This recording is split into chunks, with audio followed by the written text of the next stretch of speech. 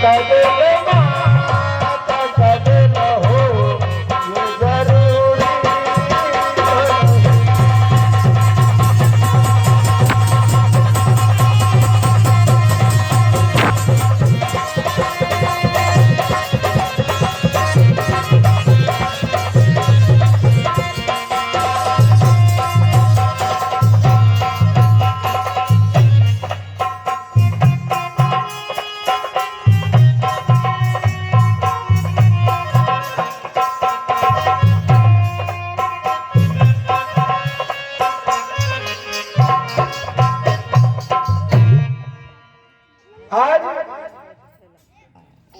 आज माता से मिलकर के बड़े प्रसन्न हैं।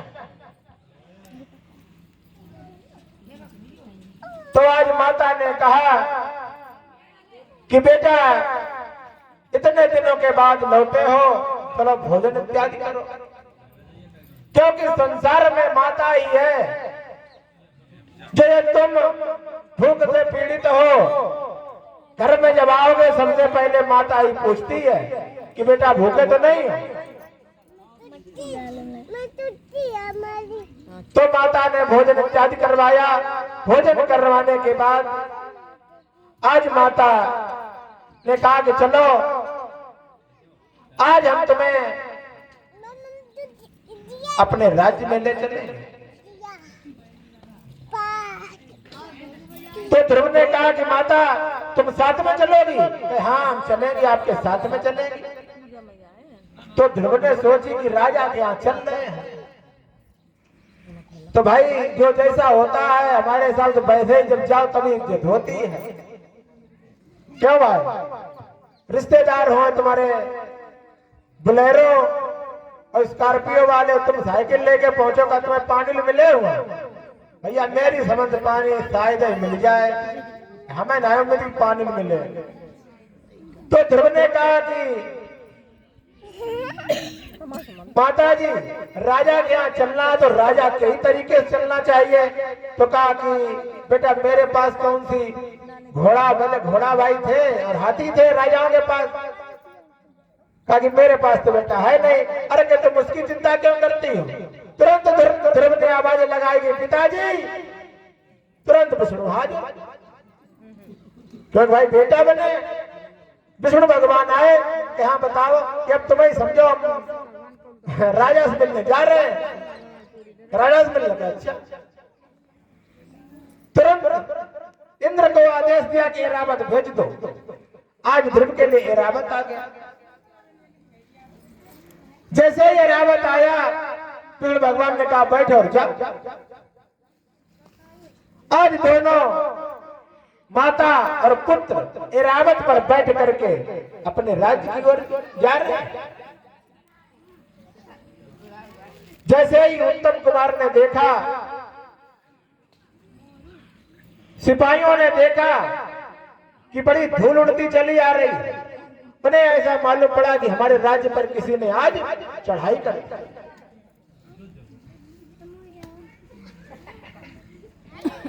जब देखा कि चढ़ाई करती, उत्तम ने जाकर के अपने पिता को बताया कि पिताजी हमारे समझ में आज जो है कोई राजा हमसे नाराज हो गया है और हमारे राज्य पर चढ़ाई करती। तो राजा उत्तानपाद ने उत्तम को आदेश दिया कि तुरंत सेना सजवाओ। उत्तम ने कहा पिताजी रुक जा जरा, किले चढ़ के देख लें आखिर कितने सिपाही हैं, उनके साथ कितनी सेना है।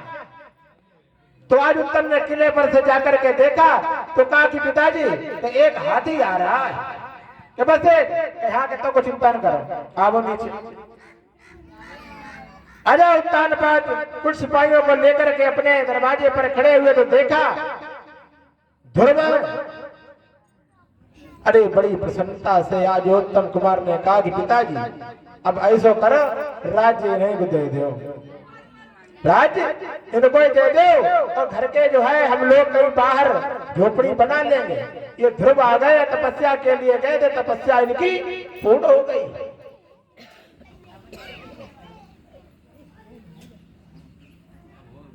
तो आज ध्रुव का उत्तानपाद में तिलक दिया। अपने बेटे को उतारा और रानी सुनीत से लिपट करके इस प्रकार से रोए। बड़ा रो रो के दोनों का बुरा हाल हो गया। सुनीति राजा के चरणों पर गिर गई। अब जब सूरज ने देखा कि आज सुनीति मेरे स्वामी से जो है लिपट करके रो रही है, सुनीति जब चुप हुई तो उसने ये पूछा कि हमारी छोटी बहन कैसी है। जब ऐसे शब्दों को सुना सूरज ने, आज सूरज बिना मारे मर गई हो, इस तरीके की उसकी दशा हो गई। उसने सोचा कि हमने अपनी बहन सुनीति को जाने कितने कष्ट दिए, जाने कितनी यातनाएं दिलवाई, और जब अंत समय आया तो भी जो है आज सुनीति हमारे लिए यही पूछ रही है कि हमारी बहन सूरज कैसी है।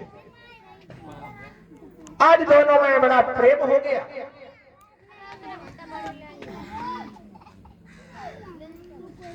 दोनों अंदर गए।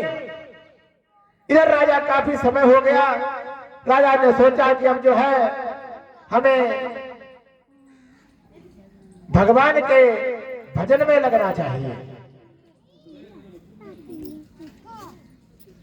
इसके बाद राजा उत्तानपाद ने बड़े होने के कारण ध्रुव को राज्य दिया। ध्रुव को राज्य दे करके, ध्रुव को राज्य तिलक करके स्वयं जो है गंगा के किनारे भगवान के भजन के लिए चले गए। ध्रुव राज्य करने लगे, क्योंकि आज सोचा उत्तानपाद ने कि अभी जिंदगी है, आगे हमें क्या पता है, तो भजन कर लेना चाहिए। एक भाव आया कि क्या भरोसा है इस जिंदगी का, क्या भरोसा है इस जिंदगी का, साथ देती नहीं है किसी का।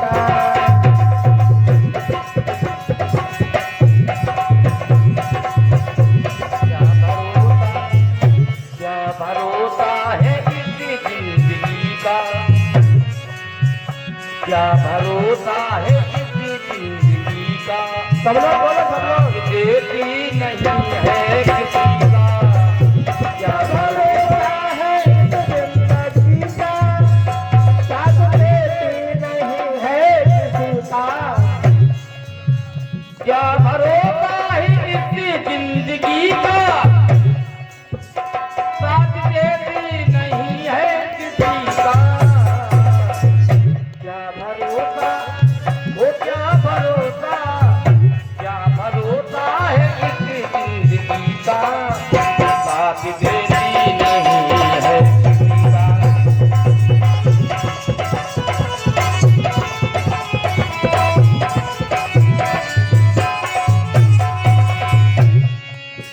क्या भरोसा है इस जिंदगी का,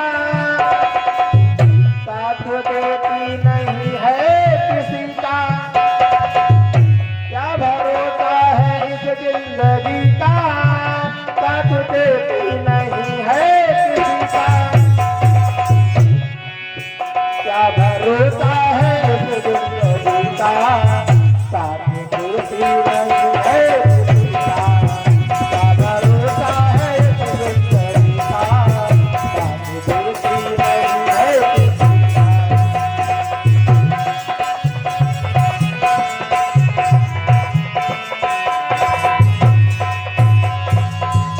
समय बुझ जाएगी चलते चलते, समय बुझ जाएगी जलते चलते, सांस रुक जाएगी चलते चलते, सांस रुक जाएगी चलते चलते, दम निकल जाएगा आदमी का, दम निकल जाएगा आदमी